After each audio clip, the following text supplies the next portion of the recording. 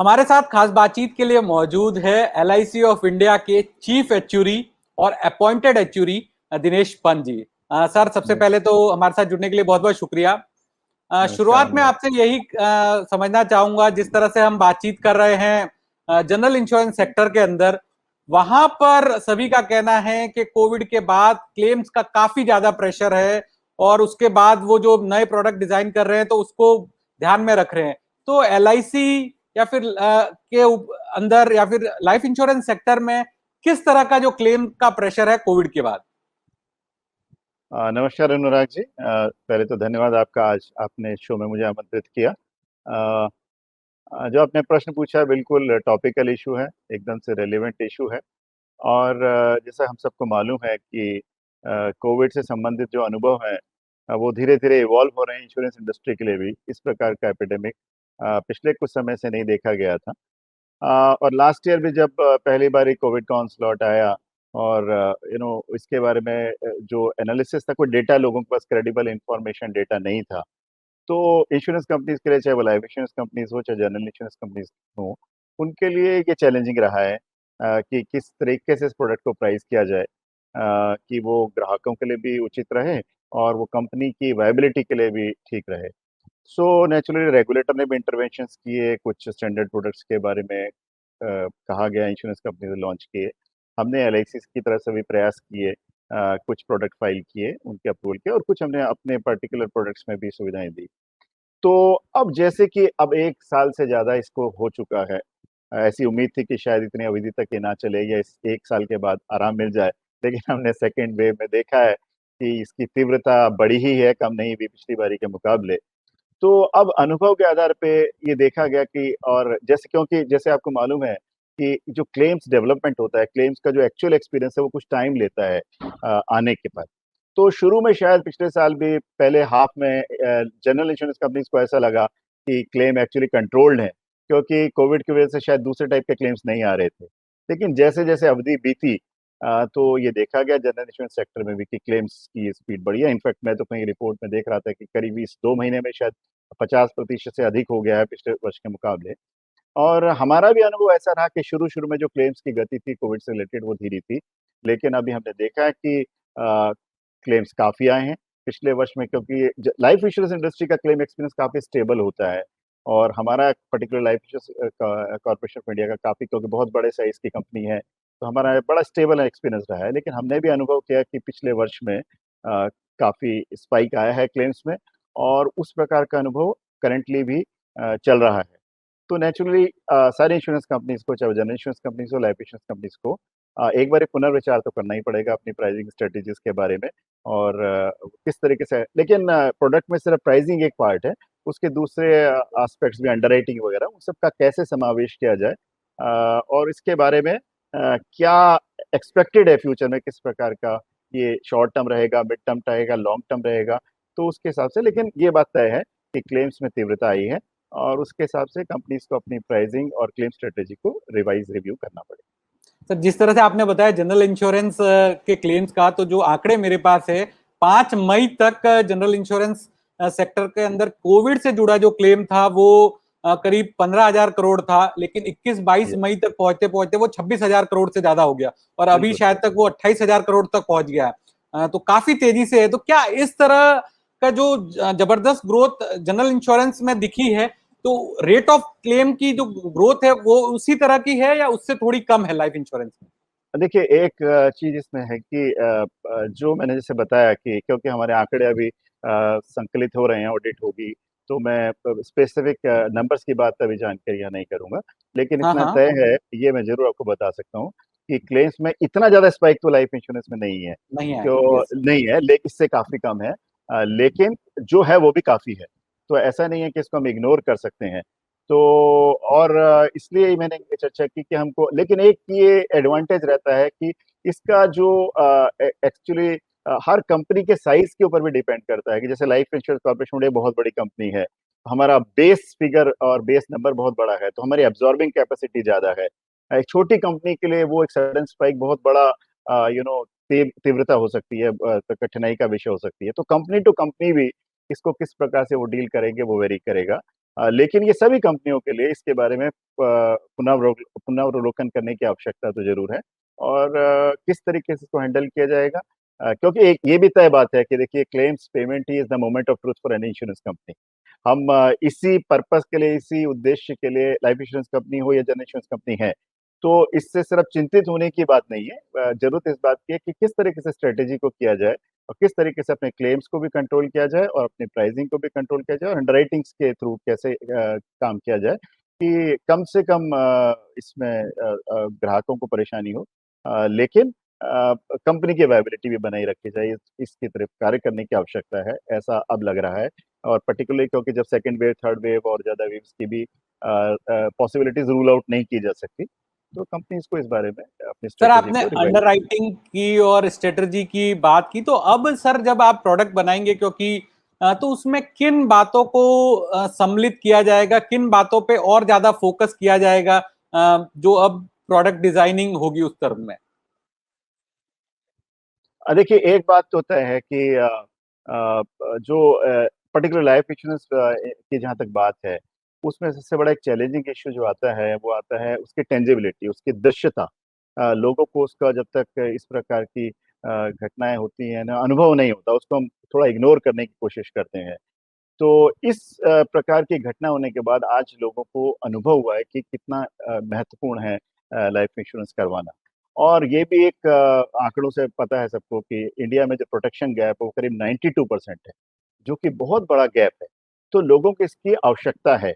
और insurance company को जो भी अपने प्रोडक्ट डिजाइन करने हैं, उसके लिए देखिए, पर्टिकुलरली मैं कहूँगा life insurance corporation of India जैसी जो जिम्मेदार संस्था है, सभी इंश्योरेंस कंपनी अपने आप में जिम्मेदार है, लेकिन क्योंकि हम गवर्नमेंट ऑफ इंडिया की कंपनी है, तो उनको सोशल रेलिवेंस को भी देखना है, सोशली पर्पस को भी एड्रेस करना है, उसके साथ साथ अपनी फाइनेंशियल वायबिलिटी को भी देखना है। तो आज जब प्रोडक्ट बनाए जाएंगे, ये जरूरी है कि जो नीड बेस में ग्राहकों की आवश्यकता है, तो एक बड़ी क्लियर सी बात है कि रिस्क कवर एक बड़ा दिखने वाला, स्पष्ट रूप से अब आज दिख रहा है सबको कि एक आवश्यकता का प्रोडक्ट है। तो इसकी मांग रहेगी, इसकी और इसकी मांग बढ़नी भी चाहिए, ताकि हम अपने जनजीवन को, जनमानस को सुरक्षा प्रदान कर सके। लेकिन इंश्योरेंस कंपनीज को अब ये देखना पड़ेगा एक कि किस प्राइस पे उस प्रोडक्ट को लाया जा सकता है, क्योंकि ये भी एक बात है कि पहले देखा गया, पूर्व में देखा गया कि जिस रेट में टर्म इंश्योरेंस प्रोडक्ट इंडिया में बिकने लगे थे, वो शायद कहीं वायबल नहीं था। हमने एलआईसी में काफी टाइम तक वेट किया अपने प्राइसेस को रिवाइज करने के लिए इन ए कॉम्पिटिटिव मार्केट, लेकिन क्योंकि हमको लगता था ये वायबल नहीं है, और उसको हमने एक बड़ा महत्वपूर्ण घटक रहता है इंश्योरेंस में, रीइंश्योरेंस का सपोर्ट। तो हमने ये भी देखा कि रीइंश्योरेंस कंपनीज का व्यू भी इसके बारे में काफी कंजर्वेटिव सा हुआ है। इनफैक्ट कई प्रोडक्ट्स में हमको कोटेशंस मिलने में भी तकलीफ आई है।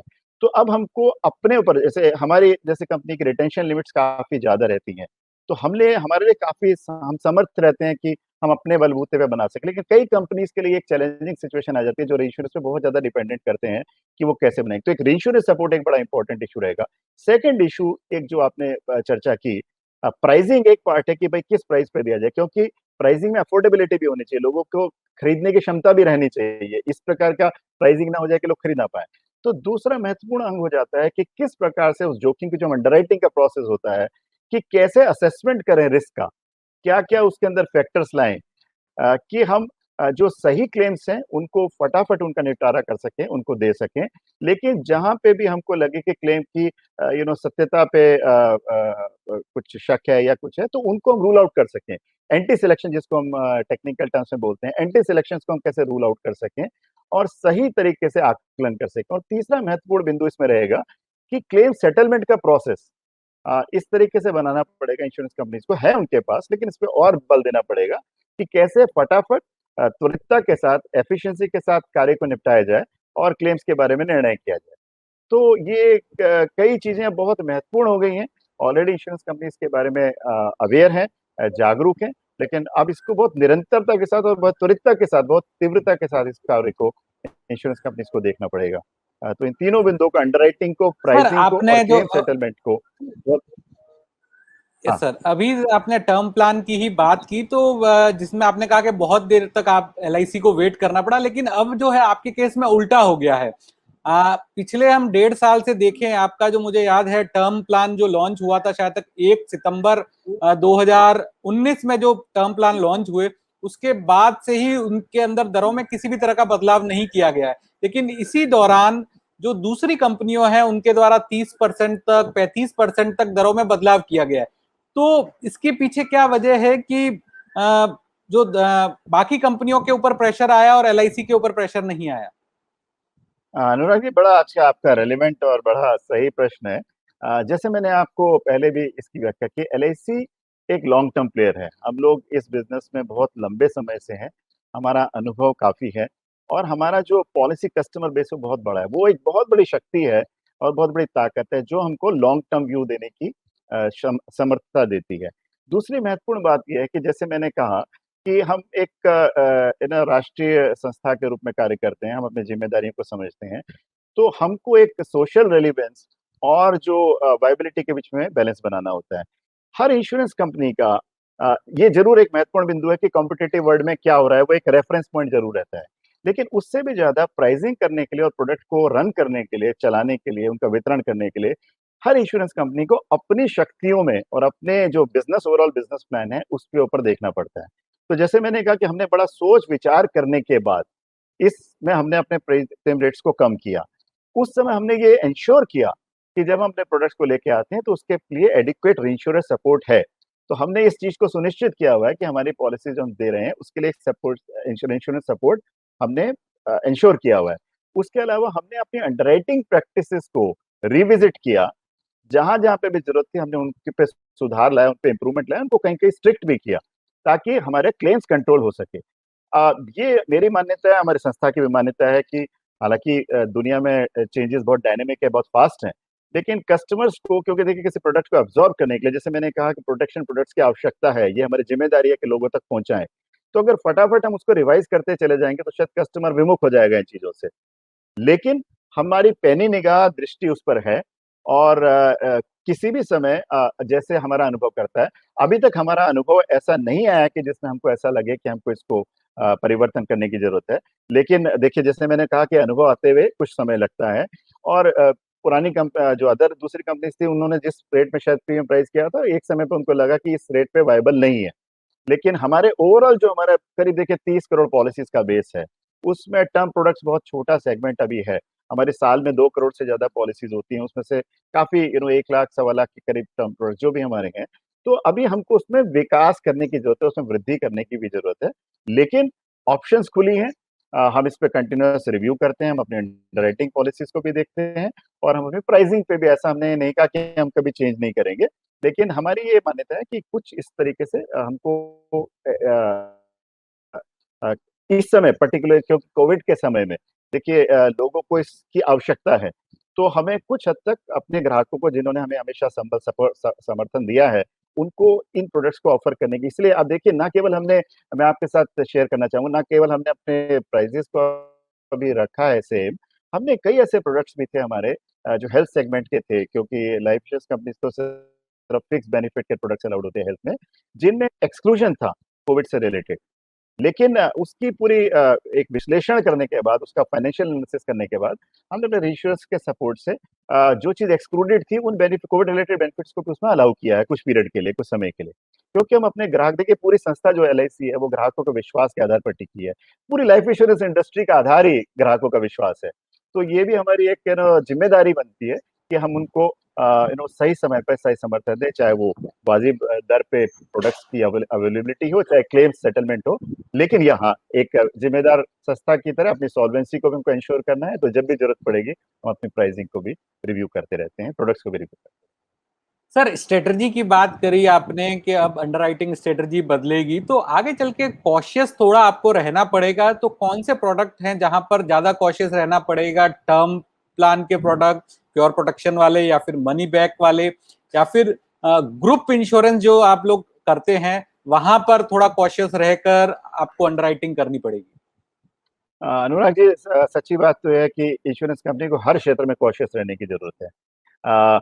चाहे वो इन्वेस्टमेंट हो, चाहे वो मॉर्टेलिटी रिस्क हो, चाहे वो एक्सपेंसेस हो, चाहे वो अपने ऑपरेशनल मैटर्स हो, हर जगह हमको हमेशा जागरूक रहना चाहिए। कोई भी इंश्योरेंस कंपनी कभी भी, क्योंकि बिजनेस का नाना भी बहुत बड़ा रिस्क है। तो सर, मेरा अब मतलब जैसे, ज्यादा कॉशियस हाँ, ऑब्वियसली। और क्योंकि जैसे मैंने आपको इंगित किया क्योंकि अभी जो है जोखिम जो है जीवन से प्रति वो और जिस प्रकार की अनिश्चितता है, तो इसमें खासकर और डिमांड भी है टर्म प्रोडक्ट की, रिस्क कवर प्रोडक्ट्स की और हेल्थ इंश्योरेंस प्रोडक्ट की ज़्यादा माँग रहेगी। इसमें हम कॉशियस ज़रूर रहेंगे, लेकिन ऐसा नहीं है कि हम अपने से हटाने की कोशिश करेंगे। हमको इसी समय पे ये मोमेंट ऑफ ट्रुथ है, हमको अपनी अवेलेबिलिटी भी कस्टमर्स को रखनी है। लेकिन हम अपनी पद्धतियों को कार्यप्रणाली को और अपने जो प्रोसेस है अंडरराइटिंग को, उसको हमने ऑलरेडी किया है।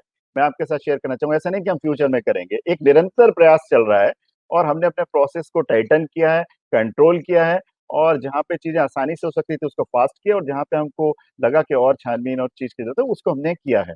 तो नेचुरली ख़ास करके और रिस्क कवर के मामले में और हेल्थ इंश्योरेंस के मामले में अपनी प्रणाली को लगातार देखना पड़ेगा। उसमें हो सकता है कई बार हमको उसको आसान भी कर दें। देखिए, इसका मतलब ये नहीं है कि हमको सिर्फ टाइट ही करना है। कई बार हो सकता है क्योंकि कई बार वॉल्यूम अगर बढ़ता है, तो आपका बिज़नेस मोर वायबल हो जाता है। तो जैसी भी आवश्यकता है, उसके हिसाब से निर्णय एलआईसी ले रही है और लेती रहेगी।